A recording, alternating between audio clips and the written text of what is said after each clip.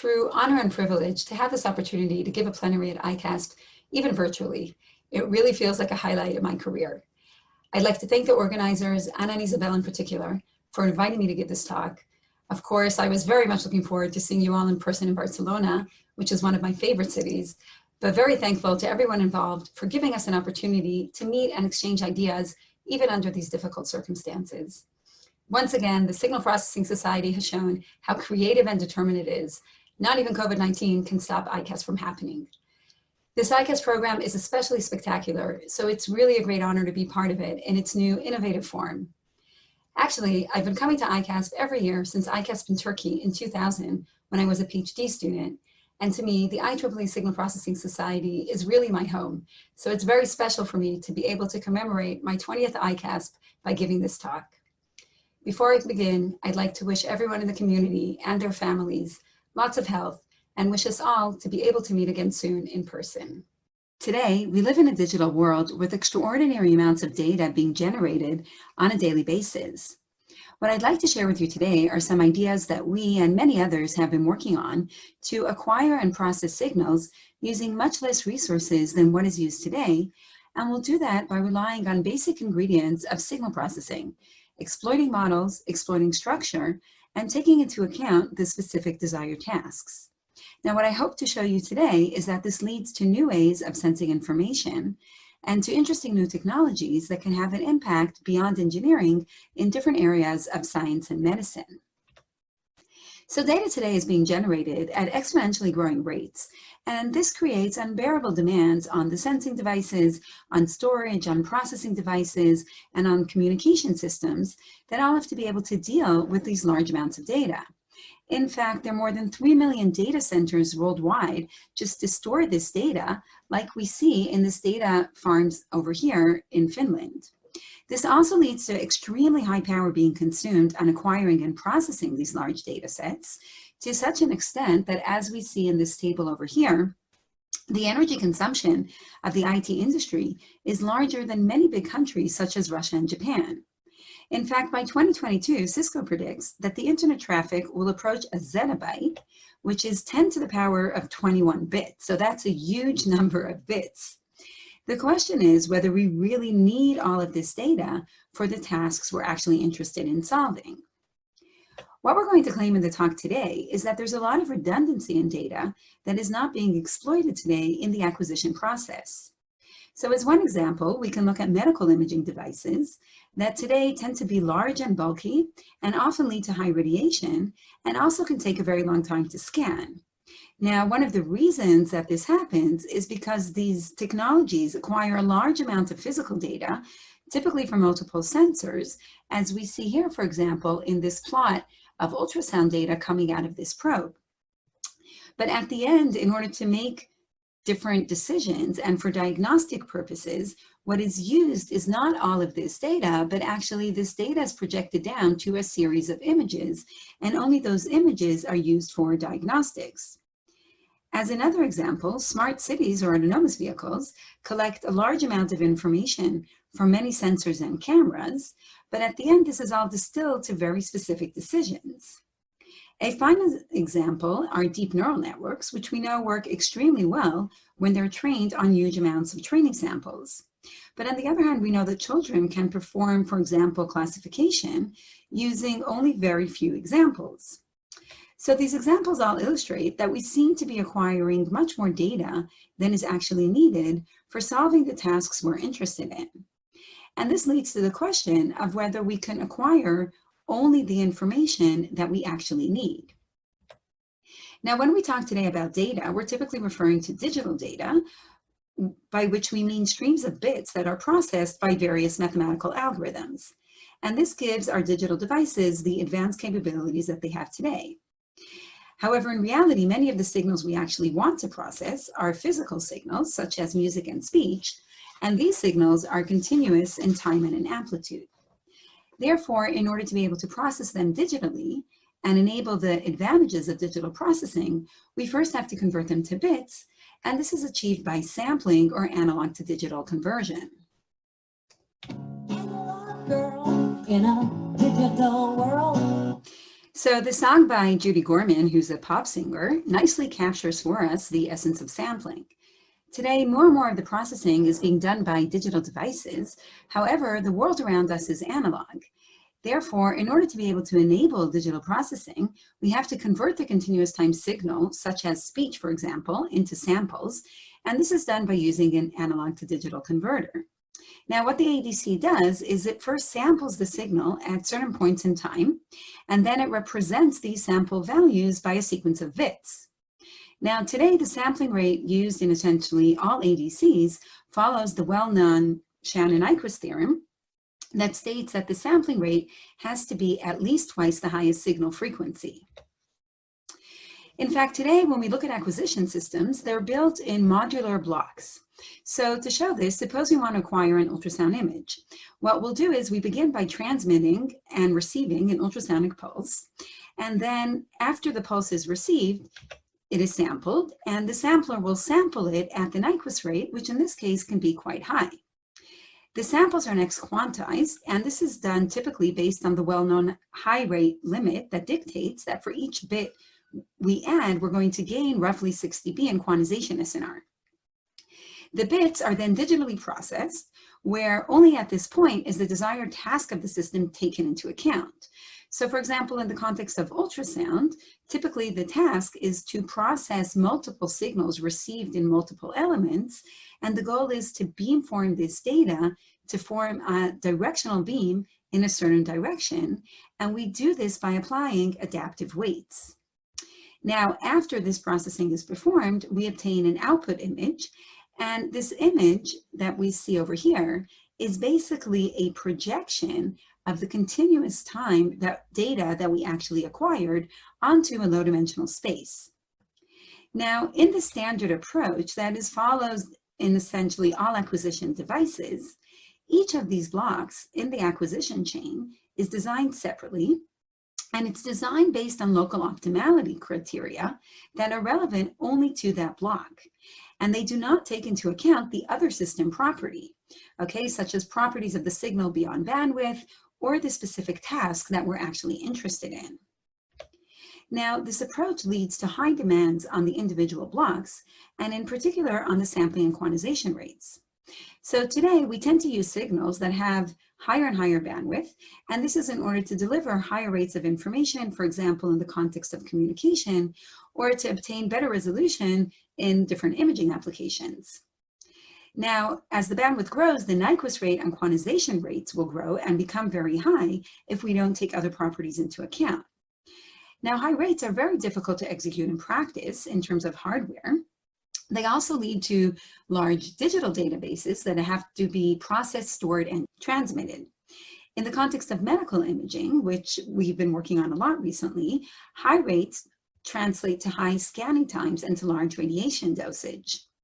So at the end of the day, these ADCs that are key components in any digital device lead to many system bottlenecks. Now, what we're going to suggest in our talk today in order to overcome these data management issues is to fundamentally change the way we design systems. And we're going to do that in such a way that all system components are designed jointly rather than being optimized separately, as we saw before in standard acquisition systems.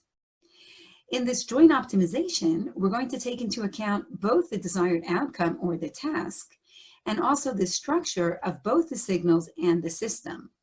And what we'll see throughout the talk is that by exploiting the structure and the task, we can reduce the rate substantially and also very often improve system resolution.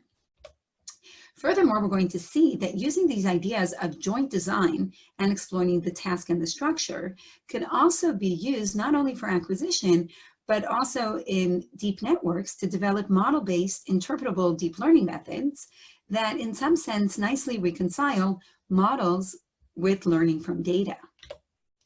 So what we're going to show in the talk today are various different advantages of this joint design. So we'll see that they lead to compact devices, for example, a wireless ultrasound probe that we're going to show. They lead to fast and quantitative MRI, to very efficient wideband sensing, to cheap and high resolution radar devices, to very efficient communication using MIMO systems, to new technologies such as joint radar and communication systems. We'll also see that they lead to super resolution, for example, in microscopy and ultrasound. And finally, as we said, we'll see that they could lead to interpretable deep networks. That was the main idea that we're going to see today throughout our talk. And now I want to give a high-level outline of the rest of the talk. So basically, this talk is going to be divided into 3 parts, where in each of the parts we'll focus on first structure, then task, and then the models. We're going to start by discussing how we can exploit structure to reduce rates by introducing the sampling paradigm, which is basically a combination of compression and sampling. And we'll see different applications to wireless ultrasound and to radar. We'll then consider task-based sampling and focus on specific tasks of power spectrum estimation and quantization, and we'll see that this can lead to new ideas in cognitive radio and super resolution, as well as efficient communication systems and distributed learning systems. Finally, we'll end by discussing how we can integrate these ideas into deep networks so that we can build new classes of deep networks that can take the physics and known models into account. So we're going to begin by considering how we can go from sampling to sampling by exploiting structure. Now here on the slide, what you see are some of the systems we actually built in the lab following these ideas, so that you see that these are not only theoretical ideas, but can actually lead to new systems. Let's start by seeing some examples of structure in various signal processing problems. One type of structure that we looked at originally is a multiband signal, in which several narrow bands are transmitted over a wide bandwidth, but the carriers are unknown or changing over time. Now we can of course treat such signals as band limited to Fmax and sample them at the Nyquist rate related to Fmax, but that is of course wasteful since a large part of the spectrum is unoccupied. And if we sample at Fmax, we're basically accommodating signals like the signal we see over here, which occupies the entire bandwidth, while our signal will always have structure that is not exploited in that case. Now, the same model that we see over here for communication can be used in different imaging problems where we use multiple frequencies for imaging, like hyperspectral imaging or multispectral CT. Another model that appears, for example, in radar and ultrasound imaging, and in fact in any time of flight imaging, is the model of a stream of pulses. This model was first suggested by Vetterli and his colleagues in a beautiful series of works referred to as finite rate of innovation. Now, in this model, what we receive is a stream of pulses where what we don't know are the times of arrival and the amplitudes. So, for example, in the context of radar, we send a known pulse through the transmitter. It then hits different targets, such as these airplanes over here. And at the receiver, what we're going to get is a reflection every time it hit a target. So if we could figure out these times of arrival, then we can figure out the distance to the targets. And from the amplitudes across several pulses, we can figure out the velocity. Now, these signals today are sampled at the Nyquist rate, which is the bandwidth of these pulses. But that can be the same as an arbitrary signal like the signal we see over here. So we're not taking into account the specific structure of a stream of pulses. The very same model appears, for example, in ultrasound, where we send a pulse through the ultrasonic probe, and what we view are reflections of this pulse as it propagates through the tissue. So in this case, we want to somehow take into account this stream of pulses, and if we could do that, then we could get away with using fewer samples and end up with higher resolution. Now, in fact, the ultrasound problem we saw before is actually more complicated than the radar problem, and that's because the environment is very noisy, and also the imaging is done in the near field. So in practice, we use a probe that has multiple elements, typically somewhere between 128 and 256 elements. The signals are then received in all of these elements, and then they're beamformed in order to increase SNR and resolution. Now, this beamforming in practice is done in sample data on a very fine grid so that we could be able to apply these very fine delays that result from the fact that the signal is going to be received at each element with a time delay that depends on its distance. Okay, so we have to sample at a very high rate, but this of course requires both high sampling rates and very high processing rates, which is very difficult to do in practice. So the difficulty here is not only reducing the sampling rates, but actually being able to perform this nonlinear beamforming on sub-Nyquist samples without having to interpolate to a high Nyquist grid. And what we're going to see later on in the talk is that we can actually do this by a process which we refer to as compressed beamforming. So we could both sample at low rates and do the beamforming at these compressed rates. And what this will enable is it will allow us to reduce the size of an ultrasound machine without harming its resolution. It would allow us to increase frame rate, which is very important, for example, in cardiac imaging. It will pave the way to 3D imaging. And one of the nice applications that we'll see is that it can allow an entirely new ultrasound scanning experience where instead of having a big machine, we're going to be able to scan only with a probe and use a simple tablet or a cell phone in order to do the recovery. So it turns out that all of these examples that we've seen and many others can actually be treated in a unified mathematical framework, which is referred to as a union of subspaces model. So this model is quite simple. It assumes that our unknown signal lies in some low-dimensional subspace, but that a priori we don't know which low-dimensional subspace. So we have many options of subspaces. In fact, we can have possibly an uncountable number of subspaces. And the only thing we know is that our signal lies in one of them, but we don't know a priori which one. Now, the importance of this model is that, first of all of the examples we've seen before and many others can be described within this model.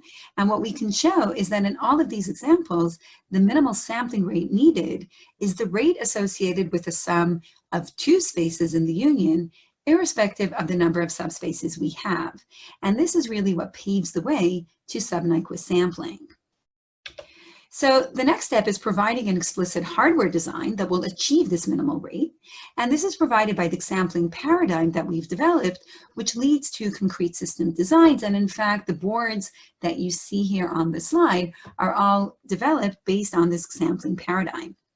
So to reduce the rate, what we suggest is the counterintuitive idea that we first have to alias all our data prior to sampling. So we're going to take all those options of subspaces that we have and linearly combine them so that we could project them onto one low-dimensional subspace and then sample at a low rate only that low-dimensional subspace. Now, in practice, in terms of hardware, this aliasing that we talked about is performed by mixing with periodic functions. And we know that periodic functions in time will look like a delta comb in frequency, so that mixing with them will be aliasing in the frequency domain. So that if we start with this multiband signal, after multiplying with the periodic function, we're going to get aliasing in frequency so that the signal appears all over the band. We'll then low pass it, so we only take the low pass regime, which can of course then be sampled at a low rate. So the analog pre-processing is performed by this mixing function. We then acquire the signal at a low rate using a standard low rate ADC. And then in order to recover, we're going to use ideas based on compressed sensing to localize the correct subspace. So what we can show is that this type of sampling, which again is performed in these analog boards we see over here, has various different optimality criteria. So we can show that from all Sub-Nyquist methods, it achieves the minimal mean squared error since it achieves the Cramér-Rao bound. And we can also show that in the context of communication, it will minimize the worst case capacity loss over a wide class of signal models. So this type of sampling has various forms of optimality from all Sub-Nyquist sampling methods. Now, after we've sampled at the low rate, in order to recover the correct subspace, we rely on ideas of compressed sensing. So this slide gives us a very compressed version of compressed sensing, where essentially the main idea is that if we have a sparse vector x, meaning a vector x that has a small number of non-zero values, we can recover it from a short measurement vector y, as long as this measurement vector is taken so that the measurement matrix looks like a random matrix, and that means that every element in Y is going to be a linear combination and essentially a random linear combination of all elements of X. And what compressed sensing theory tells us is that we could recover such sparse vectors without knowing where these non-zero values are very efficiently using various different efficient computational methods. So in our context, these measurements are going to be the samples after we use the Xampling paradigm, and the vector X will indicate the correct subspaces. The original compressed sensing is a linear theory. In order to address many of the practical and clinical problems we encountered in practice, we had to extend it in many ways. So over the years, we and many others have extended the basic compressed sensing principles to different nonlinear problems, which is particularly important, for example, in optical problems such as phase retrieval, to problems with multiple images that share similarities, which we used, for example, in MRI, to tracking, which is very important in blood vessel tracking, like in ultrasound, and to sparsity in the statistical domain. Furthermore, there have been many really beautiful works in the past few years on how to use deep networks to recover from compressed samples rather than the optimization methods we mentioned before. The first work along these lines is the well-known Lista paper, which suggested a model-based network to recover sparse inputs. And this is based on the concept of unfolding that we'll discuss in detail at the end of the talk. In the past 2-3 years, there's also been a really beautiful series of works on how to use different network architectures to recover from compressed samples using various forms of learned structure that are not necessarily sparsity and do not necessarily have to be known in advance.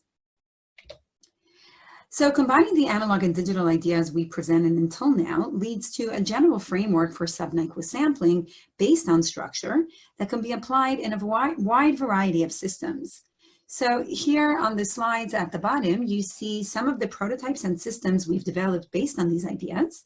And in our books on sampling theory and compressed sensing, we go into much more detail both on the theory behind these ideas and on the ideas behind the hardware.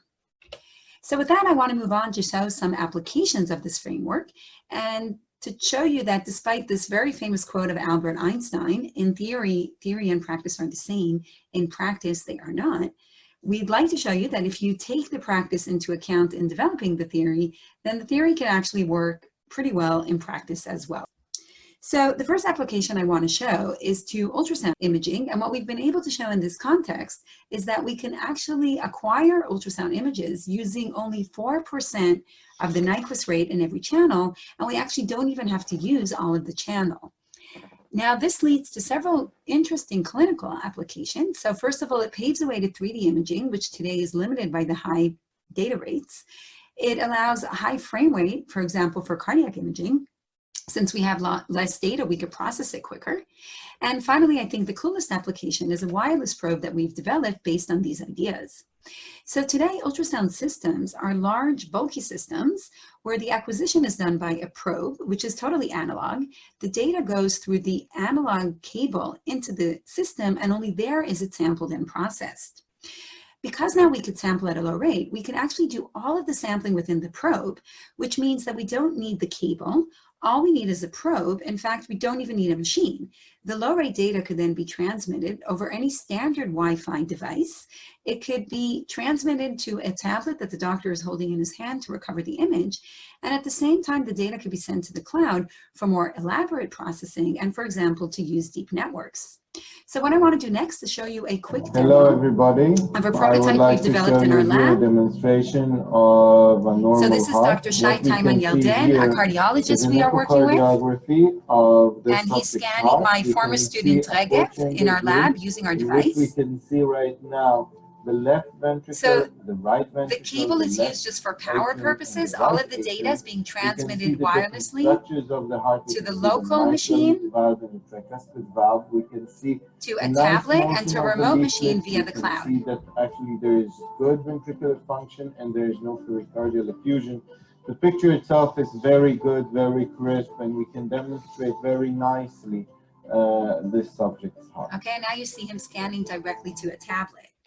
So one of the really nice aspects of this wireless probe is that it enables access to data which previously was simply not available. So before, we already got an image out of the machine, but now we have access to the actual raw channel data that we could go ahead and process in more elaborate ways rather than just performing beamforming.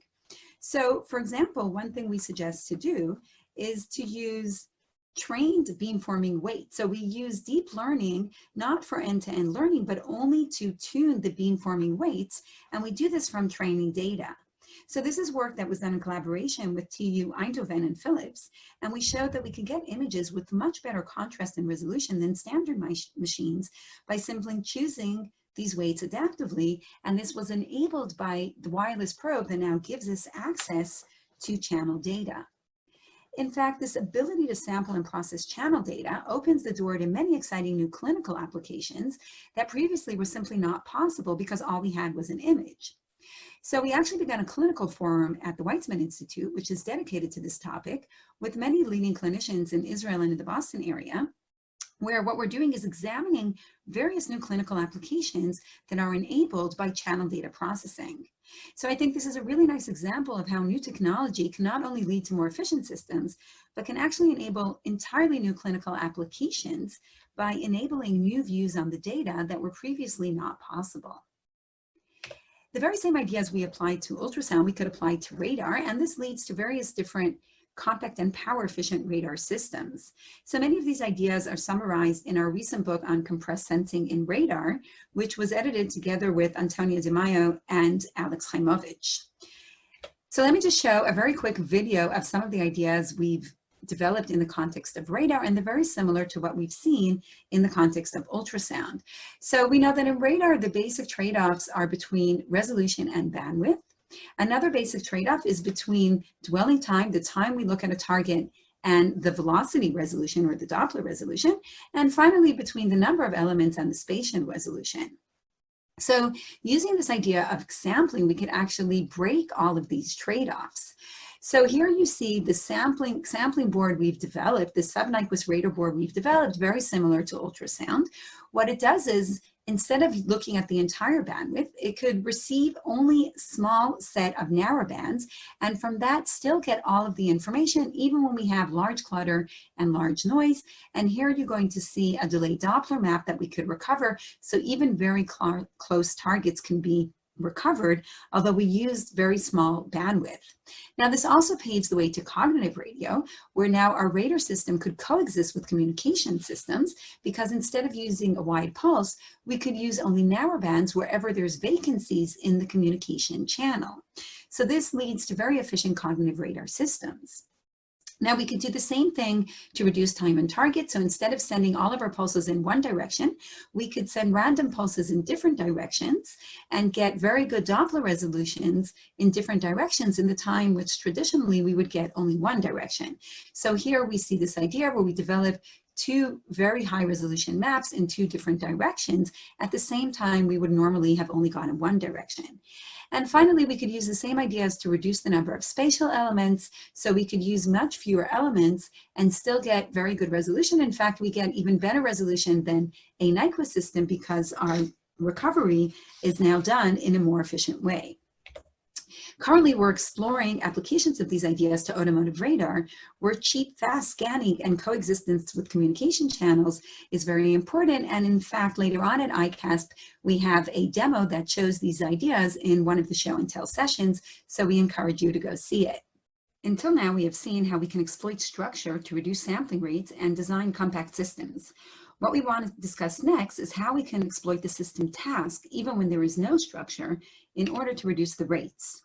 Now, in many applications, we sample a signal, but what we're interested in is not recovering the individual signal, but rather in recovering some function of the signal. What we want to discuss now are some examples of how we can exploit these types of tasks to reduce sampling rates, and how this can again be used to introduce some interesting new technologies. In particular, we're going to look at problems where the task is, for example, recovering the signal power spectrum. And this is joint work done with Gert Lewis and Debbie Cohen. We're going to look at the interplay between quantization and sampling, which is joint work done with Alon Kipnis, Andrea Goldsmith, and Tzachi Weitzman. We're going to look at tasks related to communication, such as channel estimation, which is work done with Neil Schlesinger and Miguel Rodriguez, and at sampling sets of signals when what we are interested in is in their joint support. So in all of these applications, we don't want to recover the individual signals, but rather some joint function, and we'll see that this is actually easier than recovering the signals themselves.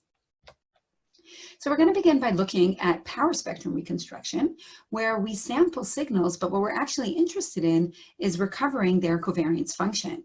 And this appears in many different signal processing problems, such as problems where we care about support detection, like in cognitive radio, in different array processing problems, for example, direction of arrival estimation, in financial time series analysis, and in imaging, such as optical imaging, where we only care about the brightness in the image, which is proportional to the variance. So the sampling question that arises in this context is, what is the minimal sampling rate at which we need to sample the signal in order to estimate its covariance when we assume that the signal is Y10 stationary and ergodic? Now, in the past few years, there have been actually really nice papers that looked at this problem and considered specific sampling mechanisms in the asymptotic regime.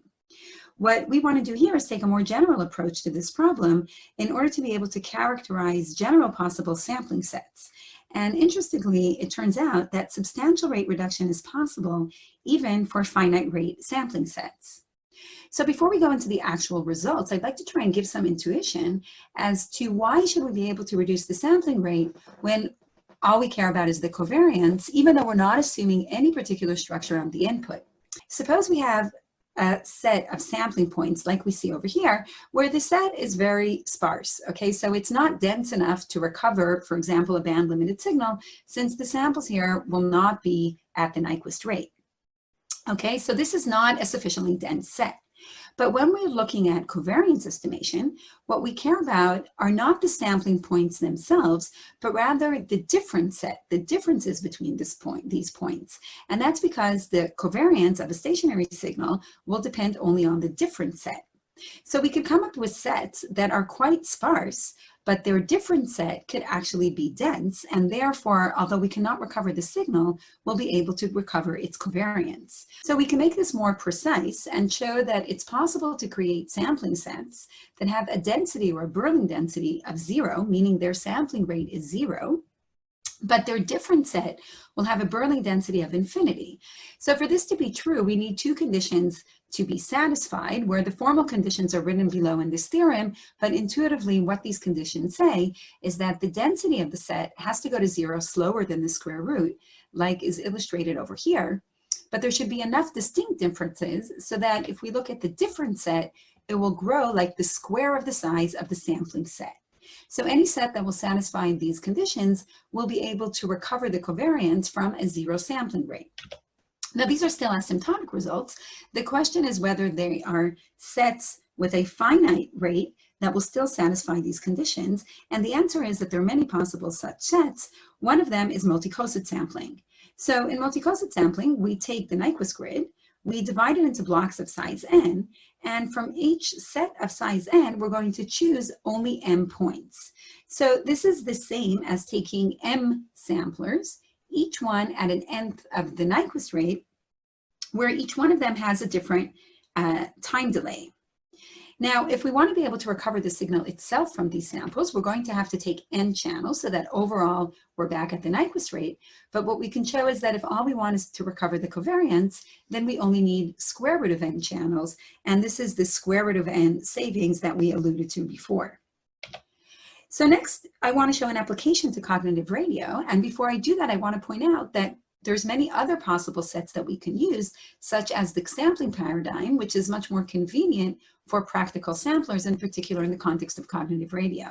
And in fact, if we use the Xampling sampler, we can show that we can use it not only to estimate the data and its covariance, but we can also use it to estimate the cyclic spectrum, which helps improve robustness in practical problems.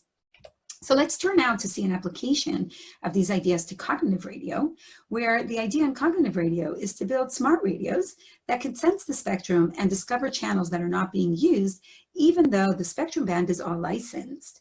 Now, the advantage of this approach is that it could allow to overcome the spectrum congestion and increase channel capacity.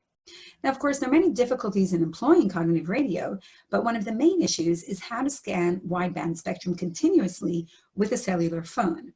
Now, since our approach enables discovering these white holes efficiently, meaning places where there's no signal right now from low-rate samples, this can provide a solution to the sensing problem in cognitive radio. So what I want to do next is show a demo that we've developed for cognitive radio. And this we're going to see in this next short movie over here, where more details could be found in our magazine article on this. So this is the actual card that we've developed. It could sample at 6% of the Nyquist rate. So instead of sampling at 6 gigahertz, it will sample at 360 megahertz.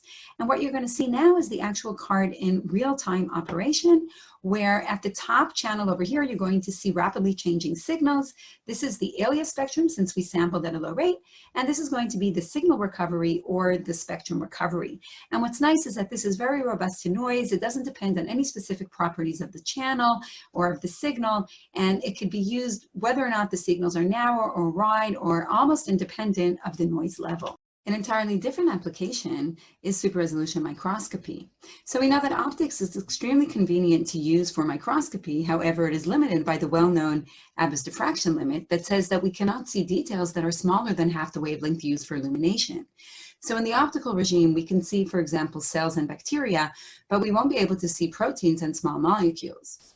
In 2014, the Nobel Prize in Chemistry went to the really nice idea of super resolution optical fluorescence microscopy, where in order to take one super resolved image, the idea is to take thousands of exposures, where in each exposure we control the fluorescent molecules, so only a small number of molecules are actually fluorescing, and therefore we could just go ahead and localize them, and then sum over all images to get one super resolved image. This leads to very good spatial resolution, but it does it at the expense of the temporal resolution since we need many frames for one single image. The question is whether we could get both high temporal resolution and high spatial resolution. So to do that, we rely on these ideas of correlation microscopy, since to see these brightness images, it's basically enough to just recover the variance, and we know that we could recover variance from a small number of frames. So what you see over here is a comparison of our method, which we called SPARCOM, which relies on these correlation ideas, and we compare them to STORM, the method behind the Nobel Prize. And we see here that from a very small number of frames, 2 orders of magnitude less frames, we could get better resolution than we get in STORM. Here we see a cavity that we can see in SPARCOM with 50 frames, and we don't see in STORM even with 500 frames. So for much less frames or much quicker, we could get much better resolution. Now, we've also extended that to a deep architecture, to a deep network by unfolding the ideas of SPARCOM, and this enables SPARCOM to perform even better, quicker, and does not rely on knowledge of the point spread function. Since we can now do super resolution very quickly, this paves the way to live cell imaging, and we're now looking at using SPARCOM to investigate various biological processes. And in particular, in collaboration with a group of Professor Gilad Daran, we're looking at imaging T-cell receptor in live cells, which was not possible before, and these play a very important role in the immune system. We're also exploring the use of these ideas to improve ultrasound imaging. Now, of course, in ultrasound, we can't rely on fluorophores, but we could rely on the fact that today, very often in ultrasound scans, one uses contrast agents, just like is done in other imaging modalities. So in ultrasound, these contrast agents are microbubbles that are injected into the bloodstream. And when we image in a fixed plane, these microbubbles hit the plane in a stochastic fashion, so that mathematically this is very similar to what we've seen before with the fluorophores. So in this context, we refer to our method as SUSHI, Sparsity-Based Ultrasound Super Resolution Hemodynamic Imaging. And in fact, the first time I presented at an ultrasound conference, someone got up and said that it's a very fishy method. And indeed, it does look fishy because we get really good depiction of blood flow, which we couldn't see before. So we're now exploring several clinical applications of SUSHI, in particular to try and monitor the disease in Crohn's disease without having to go through invasive procedures. And we're also exploring the use of this for breast cancer detection. The next task we want to consider is quantization. So until now, we ignored the quantization effect and we only looked at the sampling effect. But we know that in general, quantization is always going to introduce distortion to the signal. And therefore, the question is, since we have distortion anyway due to quantization, do we still really need to sample at the Nyquist rate, which is the rate that allows perfect recovery, assuming we don't have any additional distortion? More specifically, when we look at sampling theory deals with sampling in time, but not in amplitude. On the other hand, quantization theory or rate distortion theory or source coding theory looks at quantizing the amplitudes, but does not look at sampling in time. So what we would like is to develop a theory that unites the two and gives us a distortion theory for continuous time signals. And then using that theory, we'd like to know what is the minimal sampling rate to achieve the optimal distortion. So this is joint work that was done together with Andrea Goldsmith and Alon Kipnis. And to be more specific, what we want to look at is rate distortion theory for analog inputs. So the standard rate distortion theory looks at the problem of optimizing over all encoder-decoder pairs at a given bit rate, the minimal distortion we can achieve from a discrete time input and a discrete time output. On the other hand, what we're interested in is asking a similar question, but now the input is going to be continuous time, the output is going to be continuous time. We're again going to have a fixed bit rate and optimize over all encoder-decoder pairs, but we're also going to look at the sampling function. So first we're going to have a fixed sampling rate and ask what is the minimal distortion we could achieve. But then the next question is, given that minimal distortion, what is the minimal sampling rate we need in order to achieve that distortion? So first we were able to derive these optimal analog rate distortion curves. And once we get these curves, we can use them to analyze the minimal possible sampling rate. So in particular, we could look at what the minimal sampling rate is to get this minimal distortion, assuming different input functions. And here we compare that minimal sampling rate as a function of the bit rate for these two inputs, which are different. And we see that we could, for many bit rates, sample below the Nyquist rate and still get the minimal distortion. So we're not incurring any additional distortion due to sampling. What's also interesting is that we could now get finite sampling rates for non-band limited inputs. So this green input over here is the Gauss-Markov process, and we see that for every given bit rate, there's a finite optimal sampling rate at which to sample and achieve the minimal distortion. In practice, however, achieving the optimal rate distortion curve requires vector quantizers, which are impractical to implement in standard systems. In fact, most ADCs rely on simple scalar quantizers that yield performance far above the rate distortion curve. So the next question we wanted to address is whether we can exploit the underlying task we are interested in order to simplify the quantizer, namely to develop hardware-limited quantizers that achieve optimal performance. We consider this problem in the context of communication, where often there is a specific task, such as channel estimation or bit recovery. We therefore propose to use simple scalar quantizers, but to allow for analog combining before the quantization. Namely, we're going to linearly mix the input to be quantized, similar to the idea in compressed sensing, but here we're doing this not to reduce dimensionality, but rather to reduce quantization error. What we suggest is to jointly optimize the system consisting of the combiner, the quantizer support, and the post-processing to minimize the error in various communication tasks. It turns out that in this way, we can actually use very simple scalar quantizers and achieve the same performance we would have achieved if we were using vector quantizers.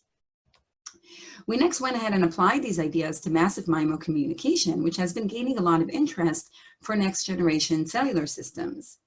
The drawback, however, is that it requires very expensive hardware to sample, quantize, and process the data from all the antenna elements. Now, there's been a lot of work that considered analog combining in this context to reduce the number of RF chains.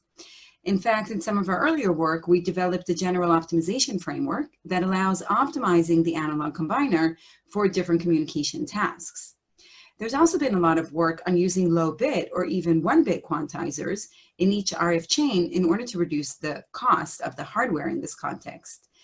The typical approach is to apply a 1-bit quantizer and then try to compensate by appropriate post-processing based on different approximations of the resulting mean square error. However, this will of course lead to performance loss. Now, using our general approach, we can now combine the two and introduce the precoder both to reduce the number of chains and to reduce the number of bits.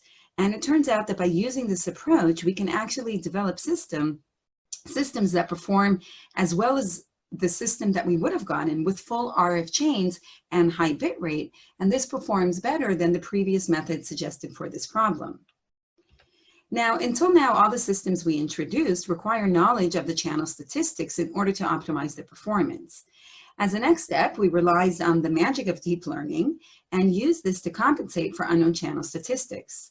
Now, we do this again in a model-based fashion. So rather than arbitrary end-to-end learning, we keep the structure of the quantizers, where we have a precoder, simple scalar quantizers, and post-processing. But each one of these blocks is now going to be optimized based on our task-driven metrics. And it turns out that we can then approach the ideal performance even though we don't know the channel statistics. So next I want to show a demo we developed in our lab that illustrates how we could do this in practice. So what you see here is a demo of a massive MIMO systems that's not so massive. Here we look at 8 chains that we reduce using our ideas. And what you see here is that we could actually build this hardware in practice as well, where we reduce both the number of bits and the number of RF chains and still get optimal performance. And those of you interested can see this in our demo in one of the show and tell sessions later on at ICASSP. Now, right now, in order to be able to do the precoding, we have an additional piece of hardware that does this analog precoding. What we've been exploring recently, and we'll also be presenting at a talk at ICASSP, is using Metasurfaces for this purpose, where basically we could change the response in each one of the antenna elements by changing the current. And in this way, we get the precoding built into the antennas. And this is joint work with the group of David Smith at Duke. We've also been applying similar ideas in radar in order to reduce the number of antenna elements needed for radar detection. And again, we have a demo of a radar system that we've developed for this context. So here you see an antenna array where we only are going to use part of the antenna elements using these ideas and show that in the context of automotive applications, we can still get very good tracking of moving targets. And this is the demo that you could see later on in the show and tell at ICASSP. Now, since we showed that we could get very good very efficient communication systems from a small number of elements and efficient radar systems, we can now combine them onto a single platform where part of the antenna elements are used for radar and part of the antenna elements are used for communication. And this is again another demo that we have later on at the show and tell session at ICASSP.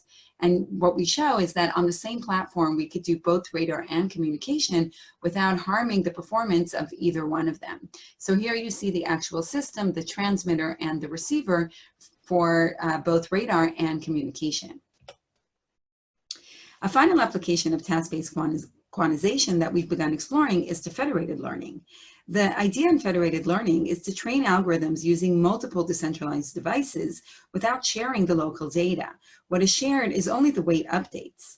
Now, this enables both efficient learning and also ensures privacy since no data is shared.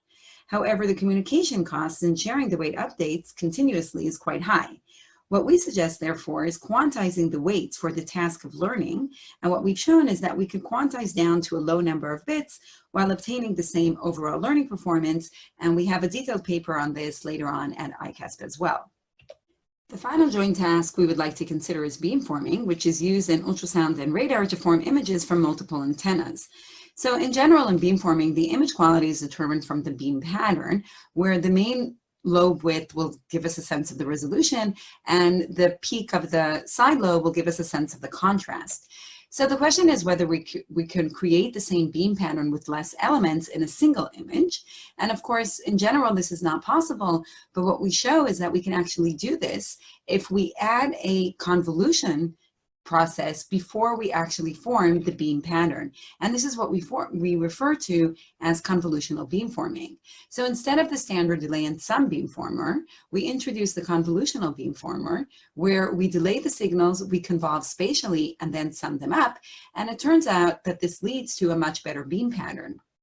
So more specifically, we can show that the resulting beam pattern is the same beam pattern we would have gotten if we looked at the sum co-array, meaning the sum of the array with itself.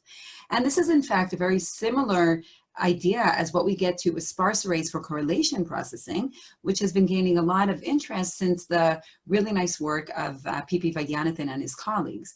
But here we're doing something very similar from only a single image, and we're getting the similar effect by introducing this convolutional beamforming. Now, since we now see that the performance is determined only by the sum co-array, that means that we can use sparse arrays that have a full sum co-array and therefore get very good performance using only a small number of elements. And in fact, we could reduce the number of elements down to a factor of a square root of n. So here we see the performance that we would get in ultrasound using delay and sum with 63 elements compared to a specific sparse array with 16 elements, and we see that the performance is exactly the same. I would like to end the talk by discussing briefly how one can combine models with learning. We're all aware of the fact that today a very popular approach across all data science areas are ideas based on learning that learn the information needed from large amounts of training data. With enough data, deep networks tend to learn almost everything and have led to the best results in various tasks like image recognition, speech translation, and more, which do not have good models. However, there's still many challenges with deep networks. In particular, we need very large training sets. It's very hard to interpret the results or to learn mechanisms using these results. Large data sets are needed for training, and it is very hard to say much about generalization and robustness. On the other hand, if we look at signal processing, in general, it is based on physical models. This allows us to easily incorporate domain knowledge and structure into our methods. It also allows us to perform inference with small data sets and to easily assess the quality of the output. The main drawback, however, of traditional signal processing is that it relies on accurate model knowledge, and in addition, inference can often be quite slow. So the question is whether we can combine the two, or whether we can combine the ideas of models and structure that we talked about until now into deep networks in order to get simple and efficient deep learning methods. So to see how we can do that, let's take a bird's eye view and signal processing versus deep learning. In standard signal processing methods, we usually have a set of measurements, which we'll call Y, and from them we want to infer some unknown that we'll call X. We typically have a model that relates Y and X, and we use that to design an algorithm that's going to determine X by optimizing some metric function, referred here to as F, and this will rely on the measurements and the known relationship. So typically this leads to a series of iterative steps that need to be carried out on the input to get the desired output. On the other hand, in deep learning, we replace the model by a black box that doesn't know anything about the problem. And what this black box now is going to do is it's going to get lots of inputs and paired outputs. And from them, it's going to learn the parameters or the weights in a series of layers. And this will form our deep network. We're then going to apply this learned network to a new input Y and hope that it will obtain a good recovery X. So to combine these two approaches, what we're going to suggest are two methods. The first is to integrate model-based methods into deep learning by relying on the idea of unfolding that was first suggested by Gregor and LeCun, and we've already seen some examples of this throughout the talk. The second is to do the reverse, to integrate deep networks into existing model-based algorithm. So this will give us the best of both worlds, but is done in slightly different ways, which depend on the application. So let's begin by looking at unfolding, which was first suggested by Gregor and LeCun and has gained growing interest in the community. So the idea in unfolding is to start with our metric that we want to optimize and write down an iterative algorithm to optimize that, which will typically lead to the following steps. We'll have some input processing, then some iterative step that we repeat, and then some final output processing. Now, the next thing we do is write out several of those iterative steps explicitly. So here we write out T iterations, let's say 10 iterations. We write them out explicitly. And then as the final step, we're going to use training data to optimize each one of these iterative steps and to find the unknown parameters directly from training data. So instead of assuming that the model is fixed in each of these iterative steps, we're going to learn the model parameters directly from data. So this leads to different unfolding algorithms, and those of you interested can see a recent review that we've written on these approaches together with Vishal Manga. So we've seen some applications of unfolding throughout the lecture, and I want to end by showing some further applications. So together with Vishal Manga, we've used this for blind deep learning, leading to a method we call DUBLID, deep unrolling for blind deep learning. And this leads to really good results, better than previously suggested networks for this problem. We've also applied this for super resolution, for example, in ultrasound, and you see again that it leads to very high resolution. We've used this for separating, for example, between tissue background and blood flow in ultrasound, and we did this by unfolding a network that's based on modeling the combined measurements as low-rank plus sparse. And in fact, this method was suggested in 2018, and at the time we referred to the method as Corona, Convolutional Robust Principal Component Analysis, and it appears that unfortunately this method went quite viral. So those of you interested in applications of unfolding to ultrasound, we have a recent review on deep learning for ultrasound where you can see more details about these techniques. Finally, the last approach we suggest is taking an existing model-based algorithm that is known to perform well and simply replacing any block that requires model parameters or is difficult to compute by a deep network. And we've applied these ideas to various problems in communication. For those of you interested, we have a recent review on this, and we also presented this in our tutorial yesterday.